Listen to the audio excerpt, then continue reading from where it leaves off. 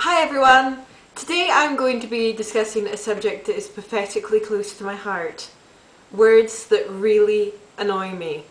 Now I've thought about this a lot, to the point where I even have a list that I've compiled of, the words that just are phrases that just get on my nerves so much that when I hear them, it's like running your hand up and down a chalkboard. If you are the creator of these phrases, power to you. Everyone all over the world uses them to get on my nerves. But if you use these phrases, please, every time you use them, think of me. The first word that really gets on my nerves, and it's not so much the word, but it's the way it's said. And that's blogger, or as it sometimes becomes, blogger.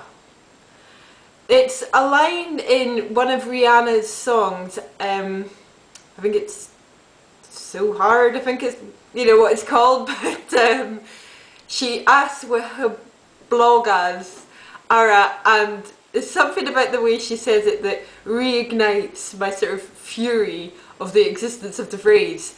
When I think of what a blogger would be, I think of like what I used to think an architect would be when,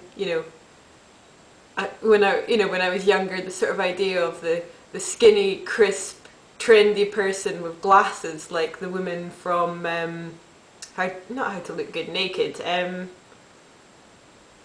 old 10 Years Younger, how she had those really crisp, trendy glasses. That's what I used to think architects were like, and it's still the image that I go back to, so sorry architects. But like this uber trendy people with their Mac Airs, and not that I'm jealous or anything, but that's what I think of when I think of a blogger. And I also think that it's becoming so commonplace that it's almost used disparagingly by magazines and newspapers that hate the fact that their craft is going digital. Although that's not strictly true, some people don't have a problem with it, but this kind of, oh, it's the bloggers, Fashion Week's front row is filled with bloggers. It's just like, ooh, it really sort of gets on my nerves, that phrase. Yeah, I mean, and then there's people sort of like me, who are just starting to blog or vlog, and you almost feel that, you're not trendy enough to blog, it's like YouTube, the internet used to be, the perception of the internet was that it was filled with people who were, a bit sad, a bit geeky. And now it's like, the internet and YouTube are filled with beautiful people. So when you just want to make a video and like, connect with people, the entire purpose of the internet, you feel that you're not good looking enough, or your camera's not good enough, which is really, really sad. But anyway, I've kind of gone off tangent. The first phrase or word that I cannot stand is blogger. Number two, and some people might disagree, considering I watch a lot of makeup tutorials and a lot of makeup videos, and I absolutely love them, is the phrase pop of colour. I don't disagree with the fact that adding a bit of yellow will add a pop of colour to the look. And whoever first, made up the phrase, good on you, you've come up with a, a meme or meme, or meme, I'm pretty sure is, how it would be pronounced. But it's a phrase people use to sound like, they know what they're talking about, have a bit of authority, oh, we're just going to add a pop of colour here. I can't stand it. It's just the sound of it, a pop of colour. What, if you were to visualise what a pop of colour would be, it really irritates me. The next one is quite controversial, this is just a bit of fun. It's the phrase yummy mummy. I can't stand it. And I don't, I actually really, it's not respect, but admire women who maybe have, a few kids, who are in their 40s, older, who really look after themselves, really look good, don't use, family life and children as, not an excuse, but the reason why they've let, maybe they feel they've let themselves go.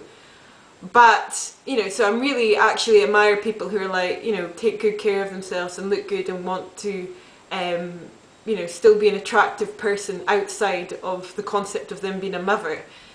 But the type of person who wants to be a yummy mummy and the way it's used in advertising is just, you know, you can see the Range Rover now, you know, oh no, I can't stand it, you know. And it's not like I don't have, you know, middle class aspirational thoughts, you know, but I kind of hope I wouldn't want to associate myself with that phrase. I'd be happy enough to be, you know, a woman who looked after themselves, is proud to be a mum, all that stuff, but it's to aspire to what that phrase now means. No. This next phrase really gets on my nerves because it's another one of the way it sounds, the way people say it. It's top up. You know, would you like to top up your phone? Would you like your glass topped up? There's something about it, that top up. The way it ends up being said by people, you know, the actual physical shape their face makes as they say the phrase really, really gets on my nerves. And it takes you a while to work out why the phrase top up even exists. I guess it started with people saying, would you like me to top your glass up? You know, which means take it to the top. You know, but to then it just kind of been pulled apart and now is this abstract phrase, top up. Would you like to top up your phone? And it takes you a while to think about what that actually means. I'm aware now that I've been frowning a lot in this video, so sorry. Just gets on my nerves. No, I don't want to top up. Don't say that to me again. And last but not least, I've reserved the one that annoys me the most for the end. It's when people say same difference. Now, I know lots of people will say that and go, you know, what's wrong with that? But it's the same difference. That doesn't make sense. It's the same thing. It's not the same difference. Like, an example of same difference would be a short person and a tall person. This is in my mind, a short person and a tall person. They have the same difference between them in the sense that the height is a differing factor. Not, you know, oh goodness, you know, same difference, it's the same thing. Just say it's the same thing. Please, just say it's the same thing. If someone could explain to me the reason for some of those phrases, why it is the same difference, how that actually technically works out, then, you know, go for it. But when I hear people say it, it just drives me absolutely insane. I'd be really interested to know what words and phrases really annoy other people. And if you're a yummy mummy who likes to top up her phone whilst injecting a pop of colour into her outfit and thinks, you know, that creme fraiche and, you know, light yogurt are the same difference, then, and you blog about it, I'm sorry. Bye now!